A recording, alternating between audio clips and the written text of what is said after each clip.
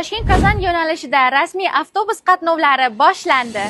Hurmatli yo'lovchilar, Toshkent avtovokzali orqali Toshkent-Kazan xalqaro yo'nalishi bo'yicha davlat nazoratidagi qonuniy avtobus qatnovlari yo'lga qo'yilgan. Hozirda qatnovlar haftaning dushanba, seshanba va payshanba juma kunlari amalga oshirilmoqda. Eslatib o'tamiz, ko'pchilikning talab va istaklarini inobatga olgan holda qo'shimcha reyslar tez orada yo'lga qo'yilishi arafasida. Qatnovlar soni esa yaqin orada ko'paytiriladi. Ogohlantiramiz, ko'chada yoki turli internet e'lonlaridagi uchrayotgan noqonuniy tashuvchilarga aldanib chipta xarid qilmang. Chiptalarni faqatgina avtovokzal kassalari orqali yoki onlayn Avtotiket.uz sayti va Uzbas ilovalari orqali xarid qilib oling. Chipta narxiga keladigan bo'lsak, hozirgi kunda 700 ming so'm etib belgilangan. Agar qo'shimcha ma'lumot olmoqchi bo'lsangiz, ekranda qoldirilgan raqamlarga bog'laning.